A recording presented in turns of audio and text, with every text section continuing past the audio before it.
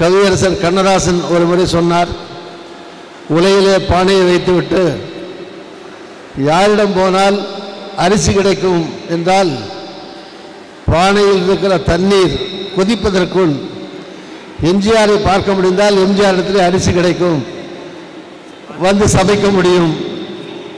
அது மாதிரி குறிப்பிட்டு அனைவருக்கும் உதவக்கூடியவர் பாரபட்சம் இல்லாமல் புரட்சி எம்ஜிஆர் என்று சொன்னார். மக்களை நேசித்த தலைவர், மக்களிடத்திலே இன்னமும் இதயங்களிலே வாழ்ந்து கொண்டிருக்கிற ஒரு மாமனிதர். மக்களை அவர் நேசித்தார். அதனால்தான் மக்களும் அவர் மறைந்து இத்தனை ஆண்டுகள் ஆனாலும் இன்னமும் மக்கள் அவரை நேசிக்கிறார்கள், விரும்புகிறார்கள். நான் அவரோடு இருந்த காலங்கள், பழகிய காலங்கள், நெருக்கமாக பழகிய காலங்கள் ஏற்கனவே 10-15 ஆண்டுகள். புரட்சி எம்ஜிஆர் மறைகிற வரை துணை சமணராக, அமைச்சராக, அவர் கட்சித் தலைவராக இருக்கிற போது அந்த கட்சியினுடைய இளைஞருடைய செயலாளராக, ஆட்சி மன்ற குழு உறுப்பினராக, இப்படி பல்வேறு பொறுப்பில் புரட்சி எம்ஜிஆரோடு தமிழ்நாடு முழுதும் காரில், ட்ரெயினில், பிளேனில், ஹெலிகாப்டரில் இப்படியெல்லாம் அவரோடு சுற்றுப்பயணம் செய்திருக்கிறேன். எனவே அவருடைய நினைவு எப்போதும் நெஞ்சை விட்டு அகலாத நினைவுகள். எல்லாரும் எம்ஜிஆர் தான். யாருக்கெல்லாம் மனுஷன் மற்றவனுக்கு கெடுதல் பண்ணாமல் இருக்கானோ, மற்றவர்களுக்கு கெடுதல் செய்யாமல் மற்றவர்களுடைய முகத்திலே மகிழ்ச்சி ஏற்படுவதை பார்த்து யாரெல்லாம் மகிழ்ச்சி அடைகிறார்களோ அவர்களெல்லாம் எம்ஜிஆர் தான். ஐ திங்க் இன்னும் நேராகத்தான் கூட்டம் கூடும்னு நினைக்கிறேன். நான் இந்த நிகழ்ச்சியில் கலந்துக்கிறதுக்காகவே நேற்று ட்ரெயினில் திருச்சி போயிட்டு, புதுக்கோட்டை போயிட்டு, தஞ்சாவூர் போயிட்டு 2 மணி ஃப்ளைட்டை பிடிச்சி ஏர்போர்ட்லேருந்து நேராக வந்துட்டேன்.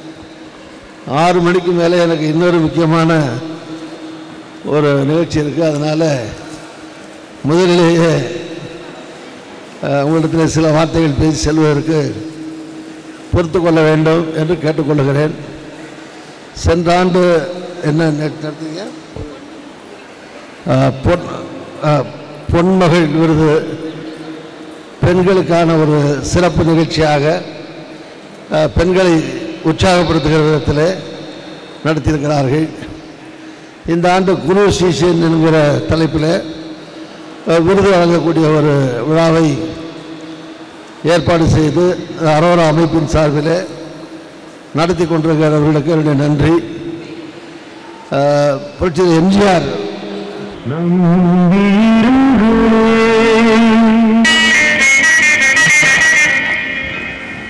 தர்மம் உலகிலே இருக்கும் வரையிலே, தர்மம் உலகிலே இருக்கும் வரையிலே எம்ஜிஆர் பெயரும் இருக்கும் உலகிலே.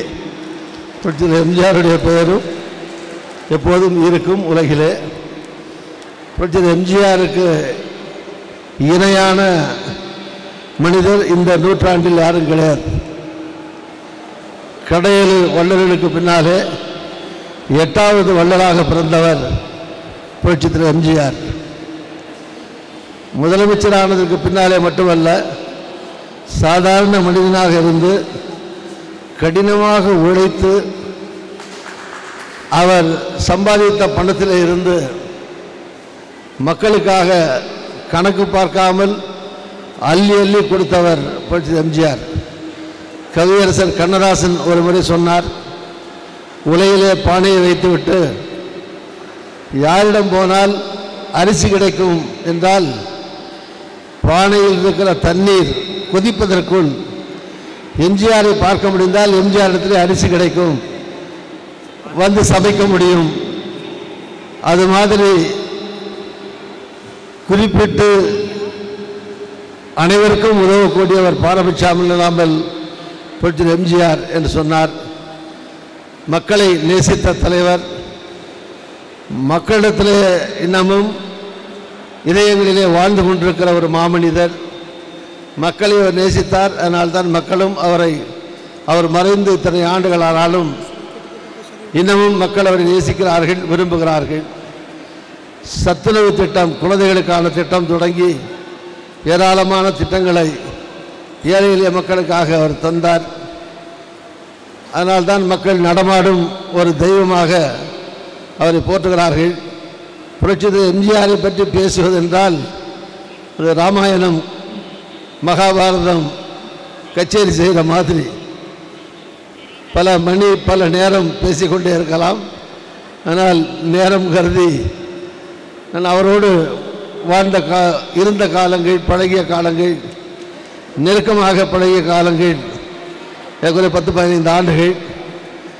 புரட்சித் எம்ஜிஆர் மறைகிற வரை துணை சமணராக, அமைச்சராக, அவர் கட்சி தலைவராக இருக்கிற போது அந்த கட்சியினுடைய இளைஞரணி செயலாளராக, ஆட்சி மன்ற குழு உறுப்பினராக, இப்படி பல்வேறு பொறுப்பில் புரட்சித் எம்ஜிஆரோடு தமிழ்நாடு முழுவதும் காரில், ட்ரெயினில், பிளேனில், ஹெலிகாப்டரில் இப்படியெல்லாம் அவரோடு சுற்றுப்பயணம் செய்திருக்கிறேன். எனவே அவருடைய நினைவு எப்போதும் நெஞ்சை விட்டு அகலாத நினைவுகள். எல்லாரும் எம்ஜிஆர் தான்.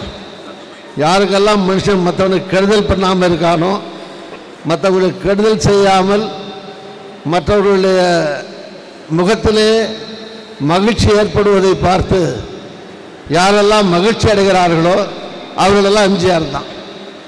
மற்றவங்க சிரிக்கிறத பார்த்து, சந்தோஷப்படுறதை பார்த்து சந்தோஷப்படுற எல்லாருமே எம்ஜிஆர் தான். குருங்கிறத பொறுத்த வரைக்கும் எல்லாருக்குமே குரு இருப்பாங்க. இந்த உலகத்தில் பிறக்கிற ஆணோ பெண்ணோ எல்லோருக்கும் குரு இருப்பாங்க. அந்த காலத்தில் சொல்லுவாங்க மாதா பிதா குரு தெய்வம்னு. நியாயமாக தெய்வத்தை தான் முதல்ல சொல்லணும். ஏன்னா தெய்வம் தான் உலகத்தை படைச்சது, மனுஷனை படைச்சதுன்னு சொல்லுவாங்க இல்லையா? ஆனால் தெய்வத்தை கடைசியாக தான் சொன்னாங்க. ஒரு குழந்தை பிறந்த உடனே முதல்ல பார்க்குறது மாதாவை, அம்மாவை தான் பார்க்கும். ஸோ அம்மா தான் அப்பாவை காட்டணும், இதான் உங்கள் அப்பா அப்படின்னு. அம்மா சொல்ல தான் அப்பா தெரியும். அப்பா தான் குருவை தேர்ந்தெடுக்கணும், இதுதான் குரு அப்படின்னு சேர்க்கணும். குரு தான் கடவுளை காட்டணும். வாங்க. ஸோ ஒரு குழந்தை பருவத்தில் எல்லாருக்கும் பெண் குழந்தையோ ஆண் குழந்தையோ ஒன்று அம்மா குருவாக இருப்பாங்க, இல்லைன்னா அப்பா குருவாக இருப்பாங்க. இவங்க தான் முதல் குரு.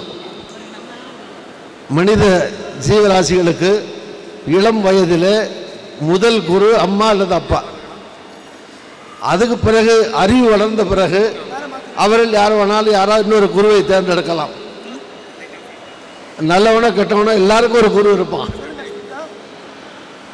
எல்லாருக்கும் ஒரு வழிகாட்டி இருப்பார்கள். ஆக புரட்சித் எம்ஜிஆர் பலருக்கும் குருவாக திகழ்ந்தவர், வழிகாட்டியாக திகழ்ந்தவர், நல்லதையே நினைத்தவர், நல்லதையே செய்தவர், பலரை வாழ வைத்தவர்.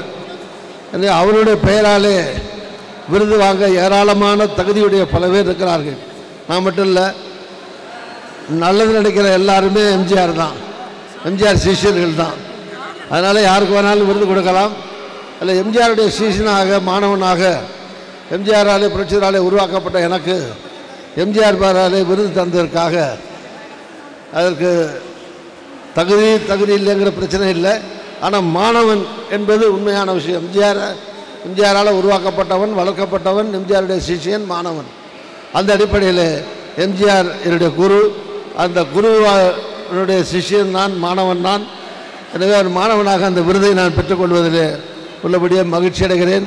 அதுமாதிரி அரசியலுக்கு வர்ற எல்லாரும் எம்ஜிஆர் பேர் சொல்லாமல் அரசியல் நடத்த முடியாது. இது மாதிரி எல்லோரும் எம்ஜிஆர் மாதிரி நடிக்கிறதோ, எம்ஜிஆர் மாதிரி பேசுகிறதோ, அல்லது நானும் எம்ஜிஆர்னு சொல்கிறதோ, இப்படி சொல்லுவதெல்லாம் புரட்சித்தில் எம்ஜிஆருக்கு பெருமை சேர்க்கக்கூடிய விஷயமே தவிர, புகழ்ச்சி இருக்கிற விஷயமே தவிர, இது அவருடைய செல்வாக்கை காட்டுறதே தவிர, எம்ஜிஆர் மாதிரி யாரும் பேசக்கூடாது அப்படின்னு கட்டாயம் கிடையாது. யார் வேணாலும் நல்லது நினைக்கிற யார் வேணாலும் புரட்சித் எம்ஜிஆர் பேரை சொல்லலாம். அவர் மாதிரியே வேஷம் போடலாம், நடிக்கலாம், நல்லது செய்யலாம். அரசியலுக்கு வர்றவங்களும் வரலாம், எம்ஜிஆர் பேரை சொல்லலாம். எம்ஜிஆர் மாதிரி நல்லது செய்தால் செய்யலாம், அவ்வளோதான். Thank you, sir. Thank you so much.